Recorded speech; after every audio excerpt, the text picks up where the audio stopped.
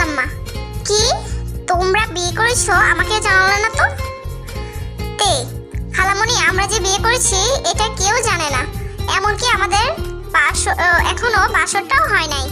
কত শখ ছিল আমার বরটার সাথে আমার বাসর করব, তার এখনো হয়ে ওঠেনি। কান্না ভেজা কণ্ঠে মাইয়ার বলে, কি এখানে আবার বাসর কোত্থেকে এলো? কি যে করতে চাচ্ছে তে কিছুই বুঝতে পারতেছি না। প্রথমে বিয়ে না করে আমার বউ হয়ে গেল, এখন আবার বলছে বাসরের কথা। আল্লাহ ক্ষমা করেন, কি যে হচ্ছে, কোথায় যে ফেসে যাচ্ছি নিজেও বুঝতে পারছি না। খালাম্মা, কি তোরা বিয়ে করেছিস বাড়িতে কেউ জানে না? তে না গো খালামণি, কেউ জানে না। জঙ্কক বললো খালামণি নাকি অনেক ভালো, আর তোমার কাছে আসলে নাকি তুমি সবকিছু সমাধান করে দিতে পারবে, তাই তো তোমার কাছে চলে আসলাম। খালাম্মা, তোরা চিন্তা করিস না, আমি সব ঠিক করে দিব। আর জঙ্কুক, তুই বিয়ে করবি আমাকে একবার বলতে পারলি না? আমি কি না করতাম নাকি রে বাবা? তুই তো জানিস আমি তোকে কতটা ভালোবাসি। আমার কত ইচ্ছে ছিল তোর বিয়েতে কাজ করব নিজ হাতে, তা আর করতে দিলি না। আমি খালামণি, তুমি কি এখানে বসে বসে আমাকে কথা শোনাবে নাকি ভিতরে ঢুকতে দিবে? আর আলী কোথায়? ওকে তো দেখতে পাচ্ছি না। আলী আমার খালাতো ভাইয়ের নাম। খালাম্মা, ও হ্যাঁ, আয় ভিতরে আয়, ভিতরে আয়। আর তোর ভাই তো কলেজে গেছে, তোরা আলীর রুমে গিয়ে বস, বিশ্রাম কর, ততক্ষণ আমি রুমটা গুছিয়ে নিই। আমি ঠিক আছে খালামণি, আর আলী আসলে আমার কাছে পাঠিয়ে দিও।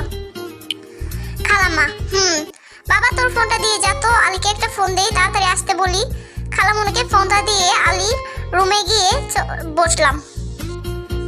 আমি, ওই তোমার মতলবটা কি বলো তো? তোমার ভাবসাব তো আমার মোটেও ঠিক লাগছে না, রাগী ভাবে। তে কেন জানো, তোমার কি মনে হচ্ছে আর আমার বরটাকে রাগ করলো নাকি? আমি মোটেও তোমার বর নই। তে তো আমি তোমার কে? আমি কেউ না। তে সত্যি আমি তোমার কেউ না? আমি চুপ করে। তে কি হলো, চুপ করে গেল কেন? বলো, সত্যি আমি তোমার কেউ না? বলেই তে আমার কাছে আসতে লাগলো। আমি, এই কি করছো? আমার কাছে আসবে না, দূরে থাকো। তে কাছে আসবো, তুমি কি করবে? কি করবে? আমি কিন্তু চেঁচাবো। তে চিল্লাও চিল্লাও, যতবার চিল্লাও। মুচকি হেসে আমি, এই না না না, ধুর ছাই, কথা শুনে না, ভালো লাগে না। তে আমার মাথায় দুপাশে ধরে 4 ঠোঁট এক করে দিল। তে এখন বলো আমি তোমার কে?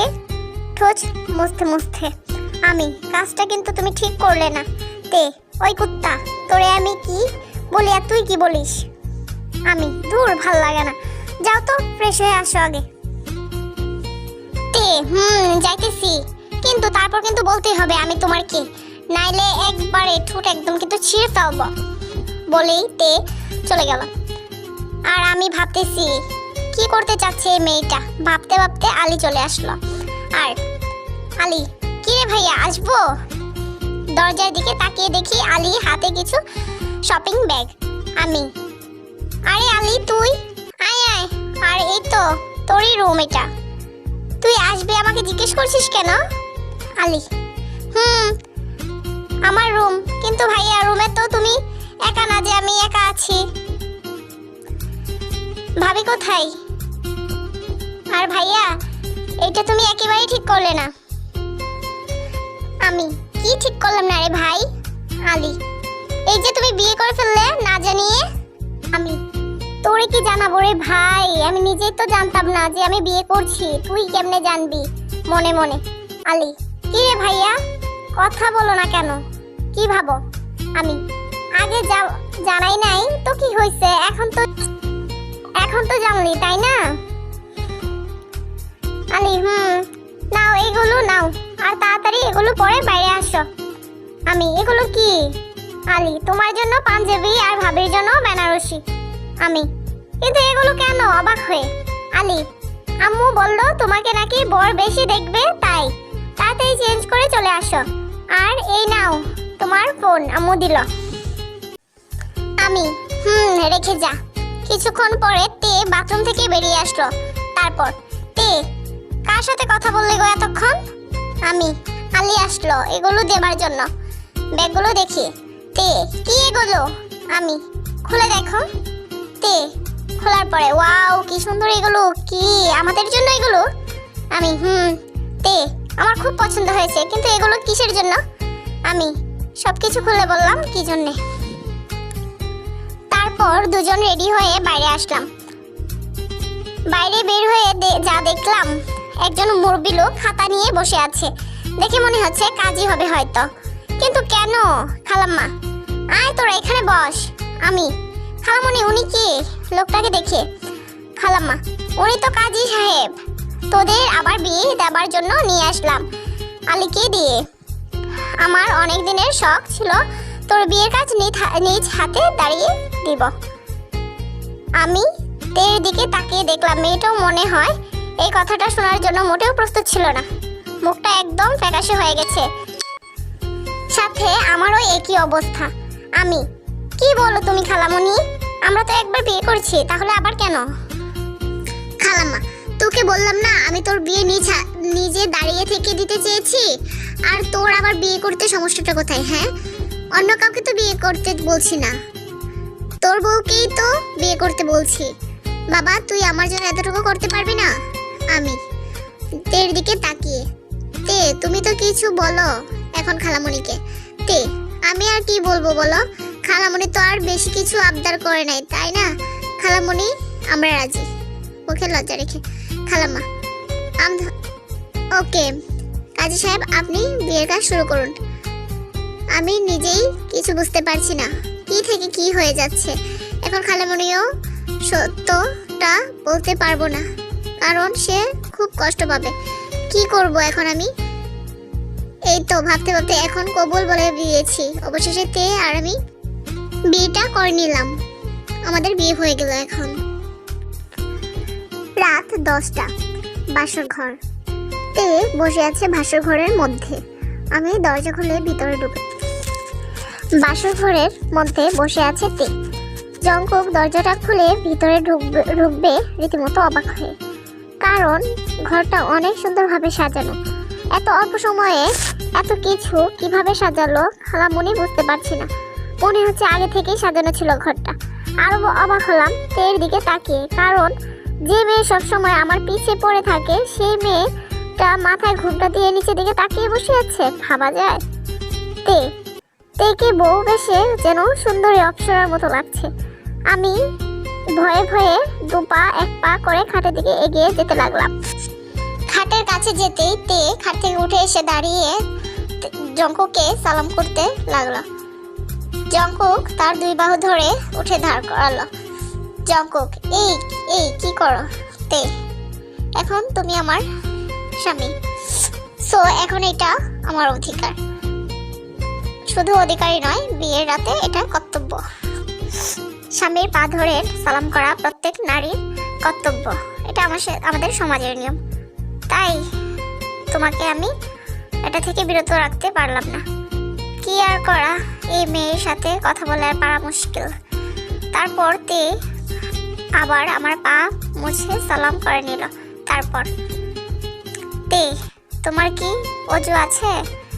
না থাকলে করে আসো, আমরা দুইজন এখন নামাজ আদায় করবো। জঙ্কুক আমি অজু করে আসছি, তোমার আছে? তে আছে, তাহলে আসো আমরা দুজন নামাজ পড়ে নেই। তে দুইটা জায়নামাজ বিছিয়ে নিল। জঙ্কুক ও তে দুজনে নামাজ আদায় করে নিল। তারপর নামাজ শেষ করে তে গিয়ে বিছানাতে বসে পড়লো। জঙ্কুক তার টুপি ও পাঞ্জাবি খুলে বিছানার দিকে এগিয়ে যেতে লাগলো। বিছানার কাছে যেতেই তে একটা বালিশ হাতে নিয়ে তার দিকে ঢিল মেরে বলল, তে একদম বিছানার দিকে আসবে না। জঙ্কুক কেন? অবাক হয়ে, কি হলো আবার মেয়েটার? তে কারণ তুমি ওই সোফায় গিয়ে ঘুমাবে আর আমি এই বিছানায় ঘুমাবো। তে জঙ্কুক বুঝলাম না, তুমি বিছানায় ঘুমাবে আর আমি সোফায় ঘুমাবো, কিন্তু কেন? আমাদের তো বিয়ে হয়ে গেছে, আমরা এখন স্বামী স্ত্রী, তাহলে একসাথে ঘুমাবলে সমস্যাটা কোথায়? তে কারণ আমি তো আর একা না, তাই না? তোমার তো এখন বান্ধবী আছে। তে আছে ভার্সিটিতে সোগা, তারপর দেখলাম নাদি নামের ওই পেতনিটা, আর এখন জিমিন আপুর সাথেও তো কথা বলো। আমার যখনই কথা বলার সময় হয় তখনই দেখি সবাই কথা বলছে। জঙ্কুক, এগুলো কি বলো তুমি? তুমি জানো ওই দিন সোগাকে কত ফাঁকি ঝুঁকি দিয়ে এসেছি। সোগাকে যদি এতই ভালোবাসতাম তাহলে তো ওকে ফাঁকি ঝুঁকি দেওয়া প্রশ্নই ওঠে না। ওকে কি অবহেলা করতাম? তে সে না হয় বুঝলাম, কিন্তু নাদি আর জিমিন আপু, তুমি সেদিন নাদির সাথে কথা বললে যা আমার সামনে বলা যেত না? জঙ্কুক, হা হা, এই কথা এটা সেই দিন জিজ্ঞেস করলেই তো বলে দিতাম। এই জন্য আমার পাগলিটা অভিমান করে আছে। তে সেদিন বলো নাই তো এখন বলো, একদম মিথ্যা কথা বলবে না তাহলে কিন্তু। জঙ্কুক, আচ্ছা শোনো তাহলে, নাদি আমার স্কুল লাইফের বান্ধবী আর তোমার বেস্ট ফ্রেন্ড এর ভাইয়ের গার্লফ্রেন্ড। তে ঠিক বললাম না? আমার বেস্ট ফ্রেন্ড তো নাবিলা, আর নাবিলার ভাই তো বুলবুল ভাইয়া। তার মানে নাদি আপু বুলবুল ভাইয়ার গার্লফ্রেন্ড। জঙ্কুক, মাই ডিয়ার বউ, তোমার আর আমার মধ্যে যেমন মনোমালিন্য হয়েছিল ঠিক তেমনি ওদের মধ্যেও একই অবস্থা হয়েছিল। তাই আমি তাদের সব কিছু ঠিক করে দিলাম। আর তুমি তো জানো জিমিনের বয়ফ্রেন্ড আছে, তাহলে? আর জিমিন আমার একজন ভালো বন্ধু, বুঝতে পারলে বউ? বলেই বালিশটা হাতে নিয়ে সোফার দিকে যেতে লাগলাম আর বললাম, জঙ্কুক, তাহলে তুমি কি এখন সোফাতেই ঘুমাবে? তে কেন অবাক হয়ে? জঙ্কুক, তুমিই তো বললে যেন আমি বিছানাতে না যাই। তে আমি আমি কখন তোমাকে বললাম? জঙ্কুক, এই মাত্র না বললে? তে ও বুঝতে পারছি, তুমি তো আমায় ভালোই বাসো না, তাই তো সোফাতে ঘুমাতে যাচ্ছ, তাই না? বুঝি তো, সব বুঝি। জঙ্কুক, ও এখানেই আমার দোষ হয়ে গেল, তাই না? নিজের কাঁধে কখনো দোষ দিবা না। তে হি হি হি, আমার বর থাকতে আমি কেন দোষ নিতে যাব? জঙ্কুক, দেখ হয়েছে, আমার বরটার আর মন খারাপ করে থাকতে হবে না। আসল সোনামণি, তোমার একটু করে দিই আমি। বলেই এক লাফে সোজা তের কোলে মাথা রেখে শুয়ে পড়লাম। আর তে আমার মাথায় হাত বুলিয়ে দিতে লাগলো। আচ্ছা তে, ধরো যদি আমি সত্যি ওদের একজনের সঙ্গে প্রেম করতাম তাহলে তুমি কি করতে? তে তোমার মাথার সবগুলো চুল নেড়া করে দিতাম, হাত পা ভেঙে দিতাম, আর নাকে ঘুষি মেরে নাক ফাটিয়ে দিতাম। জঙ্কুক, ওরে বাবা, এত কিছু করতে? তখন তো আমায় কেমন বাজে দেখা যেত। তে তাতে আমার কি? জঙ্কুক, তখন তো সবাই বলতো, দেখ দেখ তের বরটাকে কেমন বাজে দেখতে। তে বলতো, কিন্তু কেউ তো তোমার আর আমার আলাদা করতে পারতো না। জঙ্কুক, বাহ, তোমার মাথায় তো সেই লেভেলের বুদ্ধি। তা আমায় কি এখন আর অমন করতে যাবে নাকি করবে না? কেউ নজর দিয়ে দেবে তাই? তে না না, করব না, তবে এমন কিছু করব যাতে কেউ তোমার দিকে নজর না দিতে পারে। জঙ্কুক, সেটা কিভাবে? মজা করে। তে আমার বেবি লাগবে, একদম ফুটফুটি কিউট বাচ্চা, যাতে তুমি আমার কথা ছাড়া কারো কথা চিন্তা না করতে পারো। বলেই কেঁদে দিল। জঙ্কুক, ধুর পাগলি, তোমাকে ছাড়া আমি তো বাঁচবই না। তে সত্যি তো কখনো আমাকে ছেড়ে যাবে না? জঙ্কুক, নিহি বউ, কাবি নিহি। তে